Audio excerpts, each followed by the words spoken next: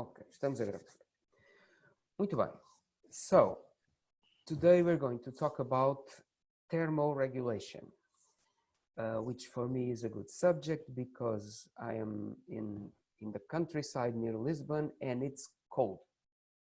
So it's probably a good time to think about what cold is and what temperature is and how do animals in the sea in freezing cold water manage to keep warm.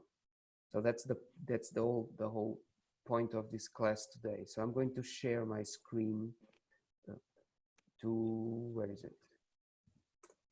To share the presentation I just did with to guide us through the class.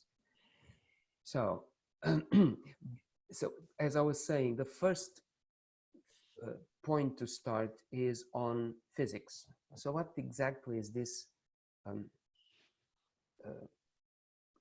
Why do we say we're cold or we're warm or that we're hot? What is temperature? What is heat? And then why do we feel hot or cold? And how do we cope with this? So to start, Claudia, do you have a definition of temperature and of heat just out of your head? Things in English? Yes. Okay, so the temperature is like, I mean, I'm going to start with heat. Heat is the agitação of the molecules. The movement of molecules. And that generates heat, and the temperature is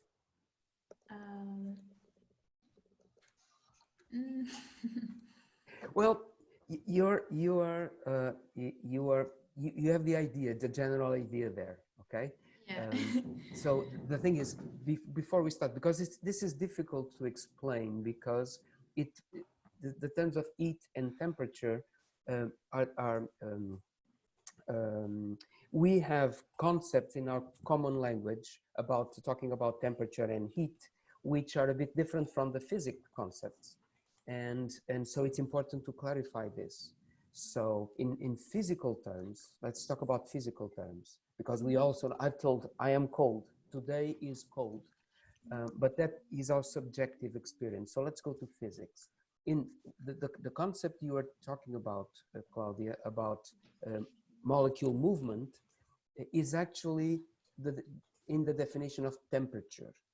Temperature is a measure of the kinetic energy of the particles. So we say that when the temperature, the temperature is a measure of the kinetic movement of particles within a body or in a gas or a liquid or whatever. So if the particles are moving very fast, the temperature is high. If the particles are moving very slowly, the temperature is low. In fact, we can talk about the absolute zero. Temperature can be measured in Kelvin degrees, and 0 degrees Kelvin, which is 200 and something degrees below zero, is where there's absolutely no movement of particles. So the particles just stop. There is nothing that can be colder than 0 degrees Kelvin, because if temperature is the movement of particles and particles are not moving, that's zero. You cannot get below 0 Kelvin. Okay, so that's temperature. Temperature is a measure of how the movement of the speed at which particles are moving, and heat is the transfer of that kinetic energy. Okay. So when you have, in the second diagram there, you have an object of high temperature and an object of low temperature, and then heat is the transfer of kinetic energy between a place that has high kinetic energy and a place that has low kinetic energy. So heat is kinetic energy, is the flow of kinetic energy. Okay, And this flow can happen in 3 ways. It can happen by radiation. So for instance, like normally in infrared radiation, so you may know this, I mean, a body that has any degree of temperature, because of the movements of particles, they collide, and some of that energy is released in the form of radiation. Okay, the most common we are used to see is infrared radiation, right? Where we see images of people, and you see their faces with different colors, and that's how we emit infrared radiation. That's why when you go to Pizza Hut, they have these red lights, and there's the pizza below it, and the pizza is being warmed by the radiation. Okay, so heat is transferred to the environment by radiation or by touch, by contact. And we divide this transfer by contact, where the particles actually bump into other particles, so the energy is transferred by contact. We divide this in conduction and convection, but these are actually the same things. So if you have 2 solid objects or 2 liquid objects in contact, the heat transfer is done by contact, so by actually particles bumping into each other. In the convention, we are talking about an intermediate stage with the gas. And so, for instance, and this what we're talking about is how the heat is transferred by conduction from, say, a liquid to a gas, and then the gas moves and takes this kinetic energy somewhere else. Okay, so when you turn on the air conditioning on heat, and there's a ventoinha, there's como é que se diz ventoinha, Cláudia? Sorry? Fan. Ah, there's a fan. Okay, so there's a fan. The fan is blowing hot air, and so the hot air is bringing the kinetic energy to your body, and then transmitting it by conduction, and so we call this convection. Okay, so temperature is kinetic energy, heat is the movement of energy, right? And so the other important, and this means that heat is dependent on the surface, right? So either by radiation or by convection or conduction, heat implies a surface, either for radiation or a contact surface. Okay, so this is very important. Heat moves when there is through a surface. Okay, through the limits of a certain body, and this we're going to get back to this in a moment. The other concept is the final concept is specific heat, and this means the amount of energy that is taken to the amount of thermal energy, the amount of heat that is necessary to increase temperature. Okay, so what does this mean? This means that depending on the structure of the objects, we may need more or less heat to increase their temperature. And this also leads to the concept of isolamento. Oh, my English is failing me now. Isolation? Maybe it's isolation. Yes, maybe it's isolation. Because we're isolating now, so I was confusing. Maybe. So the thing is, some materials, we call them, they are good heat conductors, okay? And this is because they have a low specific heat. And this means that they are, it takes a lot less, a small amount, a relatively small amount of energy to change their temperature, right? And they're also very good at conducting this heat. So things like metal, when we touch metal, we feel the metal is cold, and that is a subjective feeling, and that is because it has such a low specific heat that and it's such a good conductor of heat that it extracts heat from our body and we feel it as cold. Okay, so that's an important thing. Some substances are isolating, and some we call them isolating because they are not very good transmitters of heat, and others are good conductors of heat. Okay, so this is just small reminders, and then now we're going to the biology of this, and again of heat, and maybe now we can integrate some of the concepts of our subjective concepts of cold and hot. So Claudia, in biology we divide the animals into groups. One, the poikilotherms and the homeotherms. This one, I'm sure you can define these two concepts. So the animals who are poikilotherms, Right. Cold-blooded. Yeah, are animals that they have changes dependent on the temperature of the environment, and the homeotherms they never change their body temperature. Oh. So in poikilotherms, what you mean when you say changes? So what happens in the body of the poikilotherm animals? Yeah, the temperature of the body changes in dependent of the temperature of the environment. Yes. Yeah. And in homeotherms, the temperature doesn't change.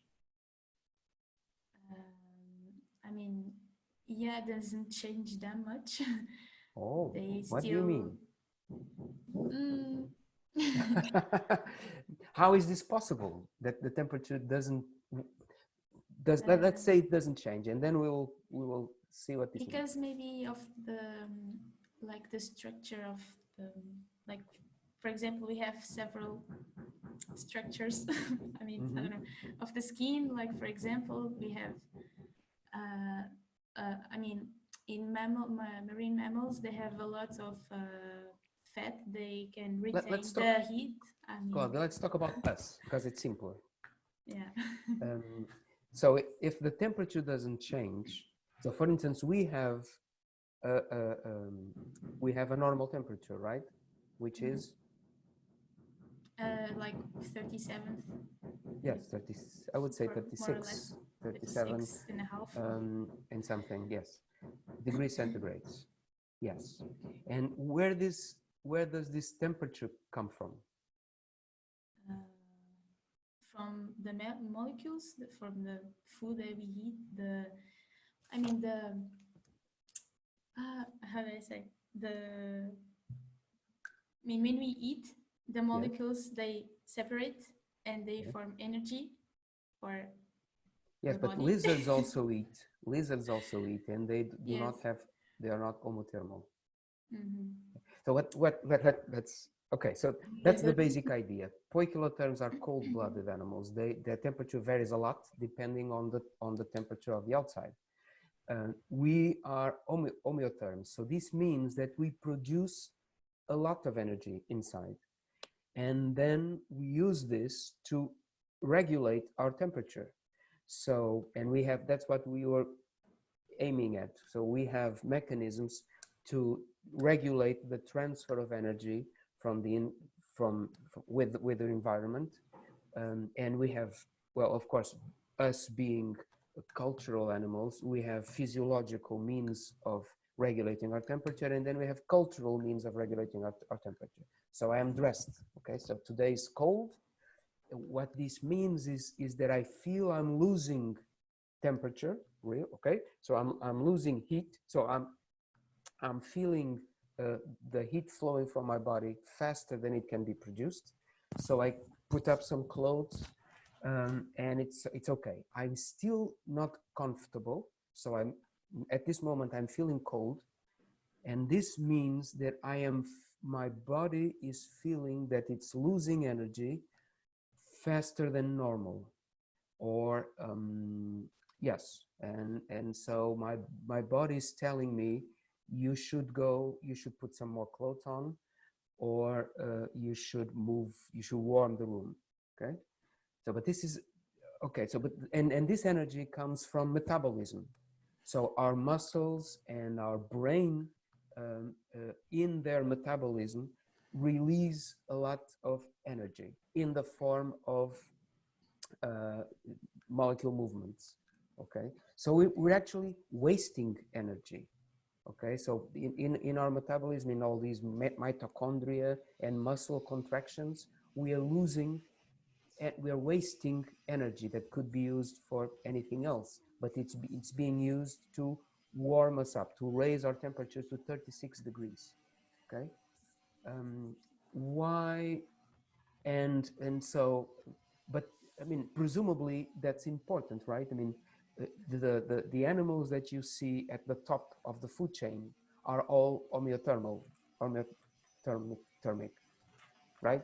I mean, wolves, lions, even zebras and cows and horses. So big animals that are dominant in this planet, are all homeothermal. So being hot-blooded is presumably an advantage from the evolutionary term. Do you agree with this?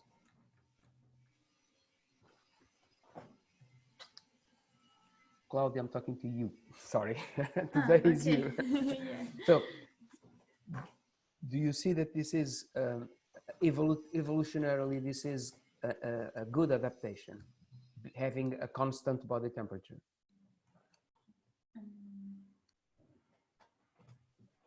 Well, do you know?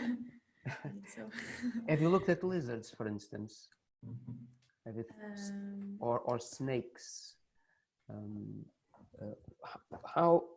What happens to them when it's cold?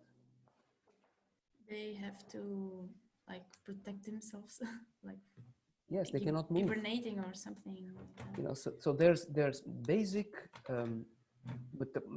basic physiological functions that depend on energy, right? Depend on the right temperature. So, for instance, muscle contraction is something that is very dependent on temperature, and on the right temperature.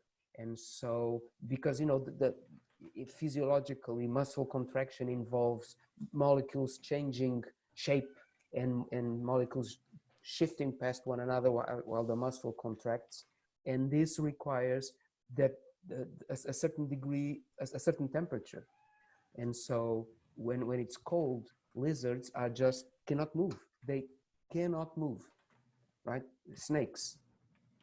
And so when the sun comes out, they all drag themselves out of their holes and catch some sun in order to get their metabolism going, to raise their temperature by radiation, to raise their temperature until they can start moving and they can start feeding, and etc.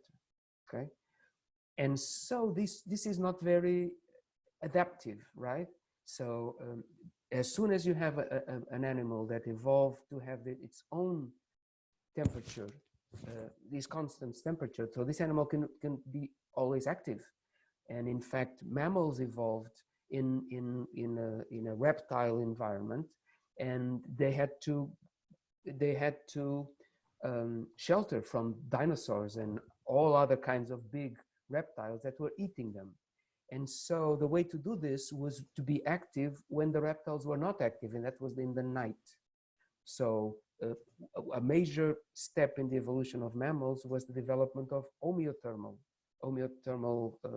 this homeothermal capacity. Okay, so they could be active at night when the dinosaurs were immobile because of the lower temperature. Of course, we know that the predators, the predator dinosaurs, eventually also evolved homeothermal energy, and so that was a struggle. We have reasons to believe that those predator dinosaurs were homeothermal animals, the same way that we have homeothermal fish the tuna fish are and big sharks, they can maintain a constant body temperature. So this is a critical adaptation. Okay, so so we have I have a video here if you want to look later. We're not going to see it. It's a very interesting video all about more than we want to know about it. So I'll leave you with that if you want to say sooner. So now to the marine mammals, Claudia. Now, so we have this perception that we have that we lose energy, and we have this perception also that we look for an environment that is not too cold or too hot. So we have this thermal regulation, and because it can be difficult if the environment is very hot. So let me put this in a more physically correct wording. When we're in an environment where the air temperature is above a certain level, we feel uncomfortable. Okay, what adaptations do because we are receiving heat instead of irradiating heat. Okay, and so what do we do when we are in a hot environment? What physiological adaptations do we have, Claudia, to lose heat more quickly? So we have the glandules in our skin that like we sweat. Yes. Yes. So we produce sweat. So we release water basically to the surface, to our surface, and this makes and because the water has a very high specific heat, and so the water, when it evaporates, it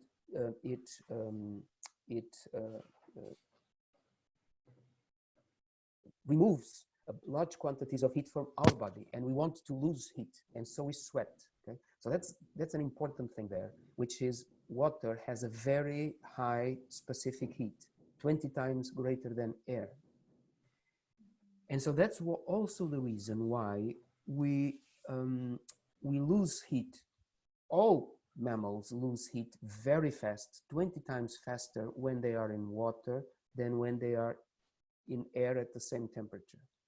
So say that the air at 18 degrees temperature seems great to us. Okay, 18, 20 degrees is air that is good for us. Well, we feel comfortable. But if we go into the water at 18 degrees or even 20 degrees, we feel it's cold. Okay, now this is subjective. The temperature is the same.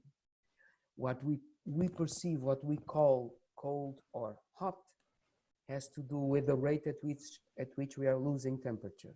So when we go from an air temperature of 18 degrees, which is great, and we move into water at 18 degrees at the same temperature, we feel the water is cold because we're losing heat very fast, 25 times faster than in the air.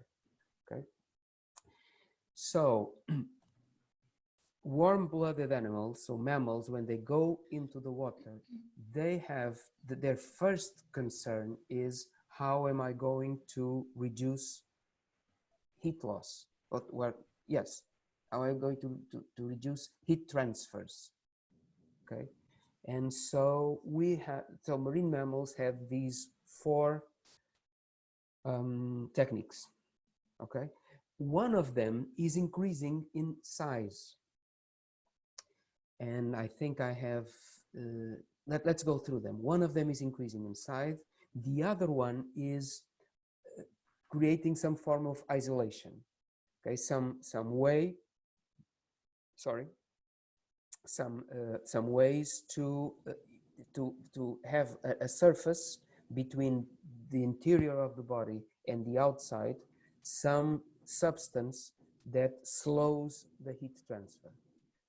the third one is the reducing of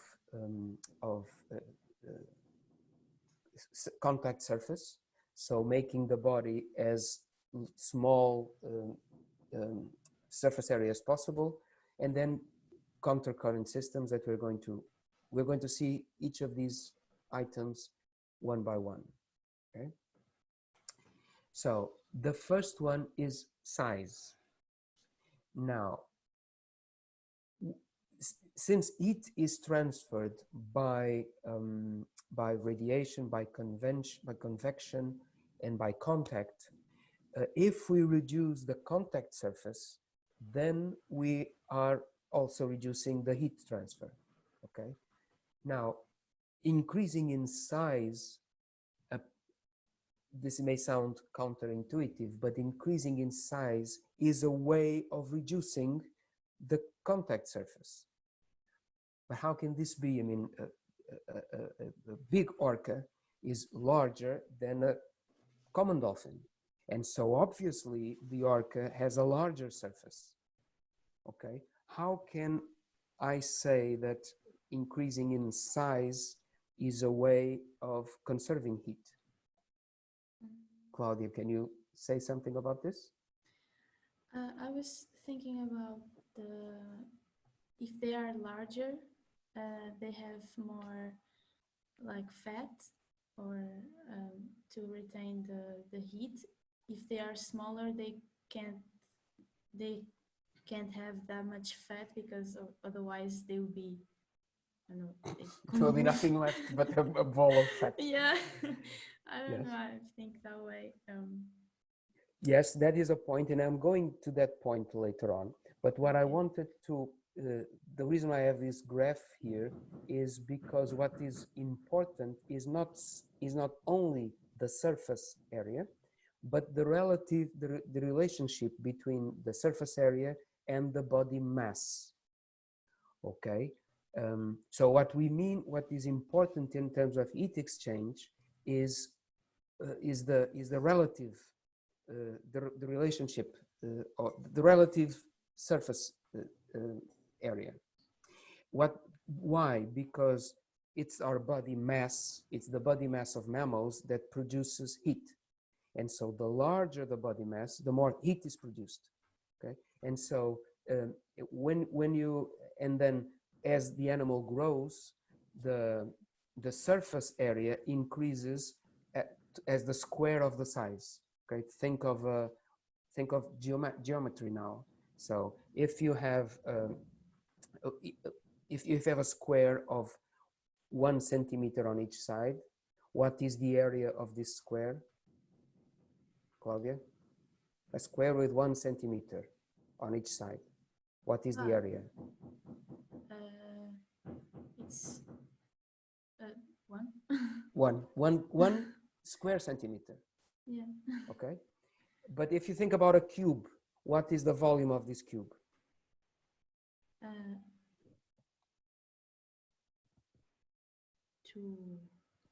No, it's 1. It's 1 cubic centimeter. Okay. It's 1 times 1 times 1. Oh. Okay. So now imagine that that we increase the size of the cube to 2 centimeters.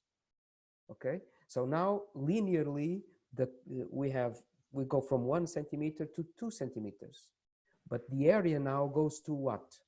The area of a square goes to the 2 times 2. To 4. Okay. 4. Yeah. 4 and then, square centimeters, right? But if you're talking about the cube, that would be 2 times 2 times 2. Okay. That would be. That will be 6.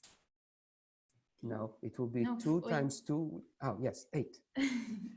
Okay, so the point is when the linear measurements grow, of course, as the name says, in linear fashion, but the surface of an object increases to the square of the linear dimensions, and the volume increases to the cube of the linear dimensions. So a big orca has much more body mass than a small orca. It also has a larger surface area, but relative to the body, it's much smaller. This is maybe counterintuitive. Think about this. So, but the fact is, a big animal has a relatively smaller surface area compared to its size than a smaller animal. So this is a tendency in animals, in marine mammals, to grow, because if the bigger they are, the more easy it is for them to conserve heat. So that's one thing.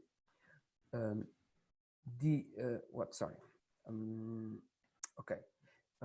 Now, of course, as you said, Claudia, not all the animals can or evolved to do this.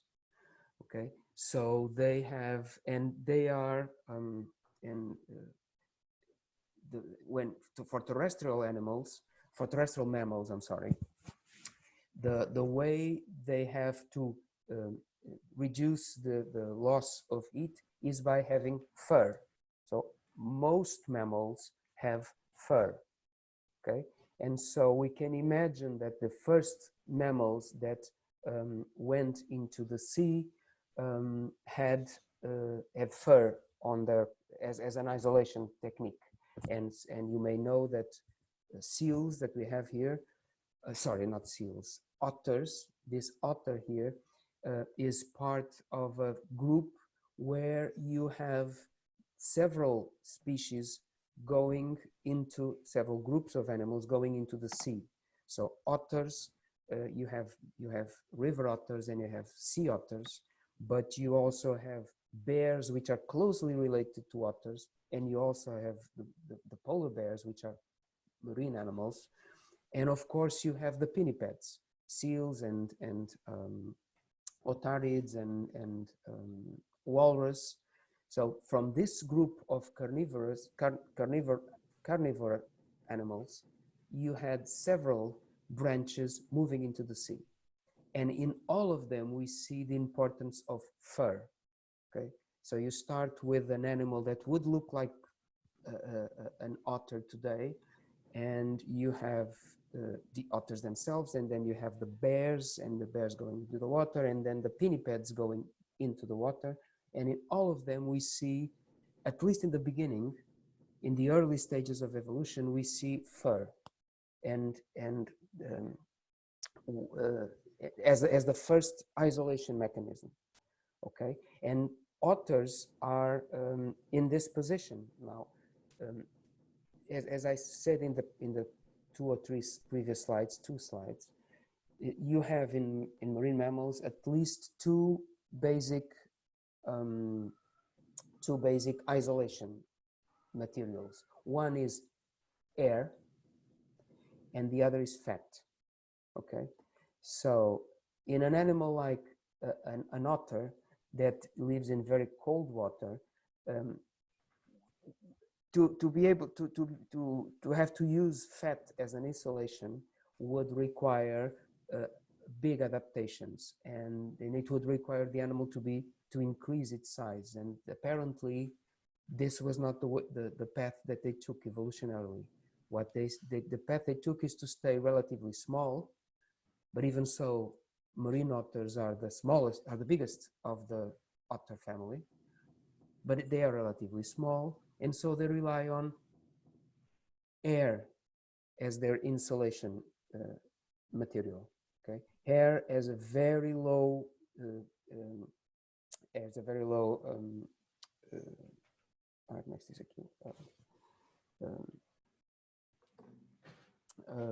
conductivity, heat conductivity.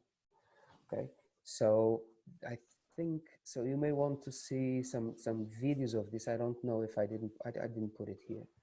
Anyway, but you can, if you look at videos from otters, you will see how how specialized their fur is.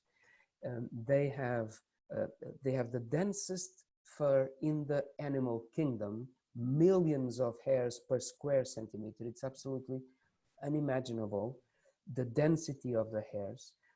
But this density, and then the hairs are specific because they have small hooks and the hairs stick together to form a layer to keep the air inside.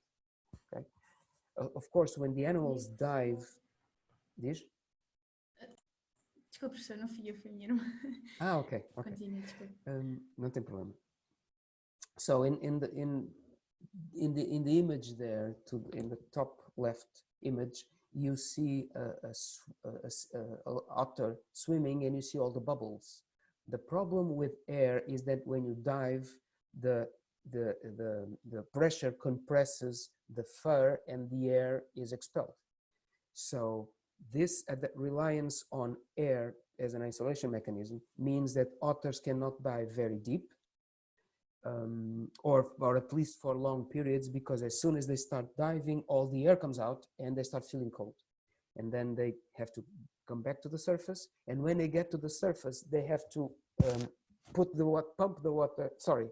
the air back into their fur. And that's why they're constantly grooming and moving the hairs around and rolling around to be able to replenish their layer of air until they have to dive again. So it's not very practical, to say the least. It's not very practical. It works for otters, but obviously it didn't work for most of the other marine mammals, which moved from air to fat. And so even pinnipeds, which are closely related to otters, and they still have fur. They have fur as a evolutionary relic, if you like, because their actual or their main form of isolation is blubber, so fat. Now, and this is what I have here. This is an image of the isolation layer of marine mammals. This is from cetaceans, but pinnipeds and sirenids have similar adaptations. Now, of course, lipids are the basic isolation material, but what you have to realize is that blubber is not just a mountain of fat. Okay, we have in our bellies, some of us who do have this, we have accumulations of fat. This is not what we're talking about when we're talking about marine mammals. This is actually a very specialized tissue. This is actually a very specialized tissue, full of connective tissue and fully integrated into the metabolism of the animal. Okay, so and I think I have. Well, we'll get to that. So the main thing is you have a layer of fat, which is the isolation part, but all this has also some irrigation. So it also has some blood circulation there, and we're going to see how important this is in a moment. But before that, I'm moving to the other, let me go back here a little bit, to the other last point, which has to do with reducing extremities on one side and also on creating countercurrent systems. And the slide I have here is precisely that of a countercurrent system. Now, marine mammals have reduced their extremities, right? Probably heat conserving was not the main reason why marine mammals lost their legs. Most of them lost their arms, were reduced to flippers, and their genitals just shrinked inside the body. Their Nipples were also included within the body. Most of them lost their ears. And the reason for this is both a heat conservation strategy, but it had more to do, I think, with hydrodynamics. So the capacity of swimming without obstacles and things hanging out that are not needed. But but nevertheless, and so this was a way of reducing again the surface exposed to the water and losing heat. But nevertheless, they still had projections, right? So dolphins and so cetaceans have, and cetaceans and pinnipeds and sirenids have fins, and inclusively they developed new fins like a dorsal fin or a caudal fin. So they have big surfaces sticking out of their body because they needed to swim. Now, how do they manage to regulate the amount of energy that is lost through these surfaces? They do this with countercurrent systems. And in fact, they did not have to invent this because we already have this system. Okay, meaning most of the mammals already have in their extremities this countercurrent system, in which the Claudia, have you, before I continue, let me see. Have you studied any of this in the past? Do you know how this countercurrent system works? Yeah, we study that for fishes, Oh. for the fish. The water goes through the mouth, and then in the oh, you're talking point, about like respiration. Yes, okay. Okay. So please explain. Yes, but let's explain this. Yes. I was talking about the fish. Yes, but please do. So that's a countercurrent system too. Okay. How does that work? The water goes in the mouth and then in the gills. Gills. Yes, gills. the water go through the sanguinary capillaries, the capillaries. Not the water. In contrawise, the blood. The blood goes contrawise the water. Yes. And this will hide the efficiency of the oxygen transfer.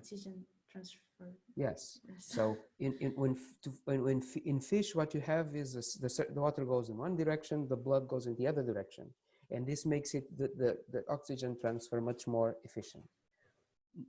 In this case, what in countercurrent systems, internal countercurrent systems, what you have is the blood in the arteries flows in close contact with the blood in the veins. So the blood going in one direction is intimately in contact with the body coming in the opposite direction. And what this does is it is a mechanism to conserve heat. Why? Because warm blood going out touches cold blood coming in, and so there's a heat, there's heat there, so there's heat being transferred there. So as the hot blood flows into the fin, it gives its energy to the cold blood coming from the fin, and so it warms it, and also at the same time it loses energy. And so as the blood is flowing along the fin, it's getting colder, but it's transferring the energy not to the outside but to the incoming blood. So this means that the blood in the veins collects the hot from the blood in the arteries and takes it back to the body. Okay, so this is what is represented here. So this is a system where the fin is cold, is permanently cold, because they cannot be otherwise. Like we have our hands most of the times cold, and my hands now are cold because I am feeling cold. And the reason why the hands are cold is because the warm body, the warm blood coming from the body, from the core of the body, is getting cooled by the cold blood that is returning from the hand. And so the heat is maintained inside the body, and the hand is cold, and the fin is cold. Okay. Now, the amazing thing, so these are the basic mechanisms that marine mammals have to retain heat. The counterintuitive thing is that sometimes these animals have problems with this. They have problems with overeating. Not overeating of eating too much, but overheating of being too hot. Okay, so for instance, think about this. The big baleen whales, like blue whales or common whales, all of them have movements, huge migrations. Well, just about now, you have blue whales and common whales going through the Azores, going into the direction of the Arctic to feed. Where were they? Where are they coming from, Claudia? Do you have any idea? So I think they are from colder waters. No, they are coming from the south. They're coming from hot areas. Waters. Oh. Okay, so they move. They have these migrations where during summer they feed in the Arctic, and during winter they come back from the Arctic and move into tropical waters. Okay. Yeah, they don't feed much because there's not much to eat in the tropics. But you want if you are a female blue whale, you want something peaceful to have your baby. And orcas are normally at the Arctic. And so the Arctic is a good place to eat. There's lots of food, particularly in summer, but in winter there's not that much food, and then there's orcas everywhere. And so this is one of the hypotheses why whales develop these thousands of kilometers of migration every year, coming to warm areas, tropical areas. Now, being big and massive as a whale is an adaptation to, among other things, conserving heat. Now, if you are in a very hot water, that is a problem. Okay, so the problem of whales when they are in tropical waters is losing heat. They are feeling extremely warm, and they need to release that heat. And so that's an adaptation on blubber. What you see here is a cut of a fin. This I don't remember. I think this was the fin of a dolphin. But what you see there is the blubber, and you have blood all over. So you see those big. So you see where the blood is coming out, and those are big vessels, blood vessels. And what you have in marine mammals is also an adaptation in the blubber, where you have all these superficial vessels above between the fat layer and the skin. Okay, and this is a powerful heat exchanging mechanism. So when the animal is in the cold area, these blood vessels contract, and there's not much blood circulating there, and so the heat is conserved. But when the animals move to warm areas, then these blood vessels open, and the blood starts circulating, and the heat starts irradiating out of the body. Okay, so and this finally, this is I think this is the last slide. It is. So another issue that is important, well, at least for me, that I am a male, I can relate to this.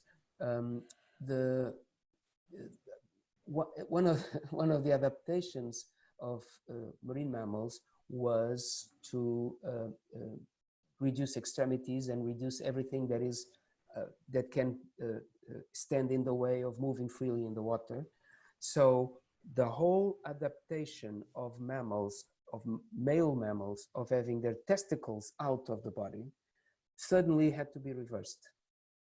Okay, and you probably know why male mammals, most male mammals, have the testicles outside of the body. That's for some reason that has to do with the production of sperm, and the production of sperm is more efficient if the testes are at a lower temperature than the 36 degrees.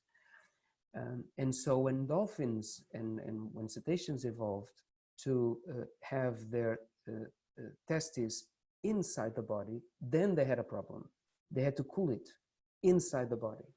And so again, you have a system of heat transfer, but this time away from the inside of the body.